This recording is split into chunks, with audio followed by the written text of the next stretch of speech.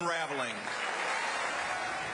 35 past the hour. Joining us now for the must-read opinion pages, editor of the Weekly Standard, Bill Kristol, and in Burlington, Vermont, former governor of Vermont and former chairman of the Democratic National Committee, Howard Dean. Good to have you both on board with us, I think. I'm going to read... Thanks, Mika. I think?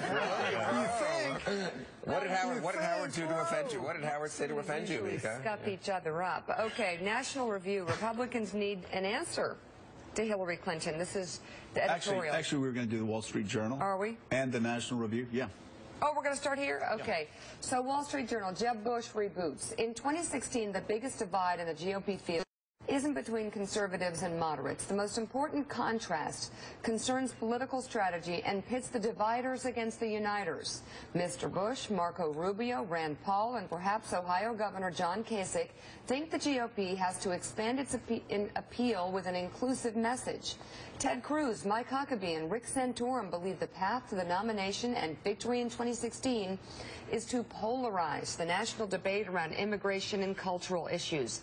But Democrats have won the popular vote in 5 of the last 6 elections, and demography is moving their way. Conservatives will do better if they seek to expand the GOP and make a case for unifying the country. Who can do that? Bill Kristol, what do you think?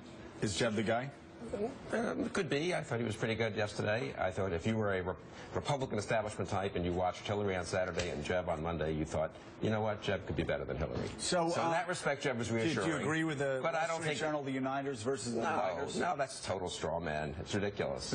What? Does the Wall Street Journal editorial page set up straw man? It does that occasionally. Much as I love, they're all friends of mine, and we all do it sometimes. Well, it doesn't sound like it. They happen to have a liberal view on immigration, which is fine. They don't want to discuss the social issues, which is their privilege. But you don't get to then just say, and therefore, by definition, the guys who are with us on that are going to be better candidates than the others. So here's the National Review. Republicans need an answer to Hillary Clinton. Just because she's an uninspiring figure doesn't mean she can't win. Right. The calculation clearly underlay Hillary Clinton's Roosevelt Island speech over the weekend. She hardly tried to inspire. What she did instead was outline liberal policies and celebrate the liberal coalition. The theory seems to be that those policies are sufficiently popular and that coalition sufficiently large that together they can bring her victory no matter how meager her political talent or how suspect her character. To thwart her strategy, Republicans need an agenda that defies caricature. Hillary Clinton is betting that Republicans won't make the case that conservative principles can help Americans address their practical challenges. Surely someone can prove her wrong. Bill Kristol is agreeing. Howard Dean, let's go to you. What's your response? Can I just say one thing for Howard, set Howard up even more? This all presumes, of course, unfairly and maybe untruthfully, that Hillary Clinton will be the nominee. What about the Bernie Sanders, Howard Dean wing of the Democratic Party? The anti-war, populist... Martin O'Malley. Wing. Yeah, I think with Bernie himself, Howard can jump in. Bernie will nick Hillary and challenge her, as Gene McCarthy did in '68, and then the credible candidate has to get in who could really win the nomination. And you think that's Howard Dean? That's Bernie's fellow Vermonter, Howard Dean. So, okay. This is great. Howard Dean, I don't Mr. have to President. say a word. I'm already running, right? Yeah, you are. So it sounds like the National Review is saying that Hillary is not afraid to run as a liberal, and conservatives need to run as conservatives. I think what Hillary's talking about are some things that are really important to people on both the right and the left, and that is economic justice.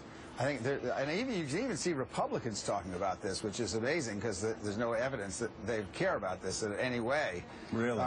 So what I've seen is, it's true. I've seen, the Republican candidates for president, Joe. We know you care deeply about this issue. Yeah. We know you care deeply about this issue. Yes, I do. But so do a lot of Republicans. But seriously, I think she's making a good case. I think, well, frankly, we've gone well beyond the labels of liberals and conservatives, although it is interesting that if you poll, as I think Pew did 2 weeks ago, the highest percentage of Americans agree with, are willing to call themselves liberals that we've seen in 2 decades. So who knows what the answer is? I think the Journal is much closer to the truth than the Review in this particular case.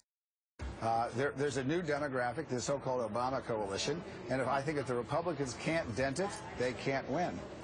Willie. Bill, let me ask you about those demographics, and it was in the Wall Street Journal piece as well.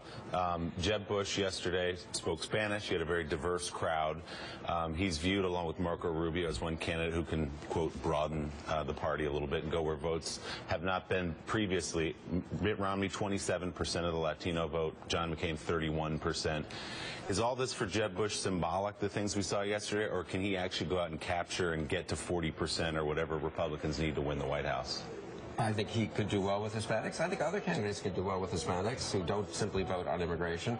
But look, there are many ways to broaden the party and broaden the vote. White working class voters, minority voters, Asians, women, young voters. I think the biggest change from 2012 to 2016 could be among young voters. I do not believe that if it's Marco Rubio versus Hillary Clinton, that Hillary Clinton will win the 18 to 30-year-old vote by, she may win it marginally. She will win it by nothing like what Barack Obama won against Mitt Romney. Do you think, I see such a... You see those excited 24-year-olds who think Hillary is it? That's... Yes, maybe I do. We hang out with different 24-year-olds. No. You know, in the same way, in the same way, it's a fallacy that you have to have an Hispanic candidate to attract Hispanics. I think it's a fallacy that you have to have a young candidate to attract young voters. It's all in the candidate, the policies, and the energy. I've never seen younger women more excited without anything but the fact that Hillary Clinton is a woman and could be the first president. More excited about yeah, let me make a point about this if I can.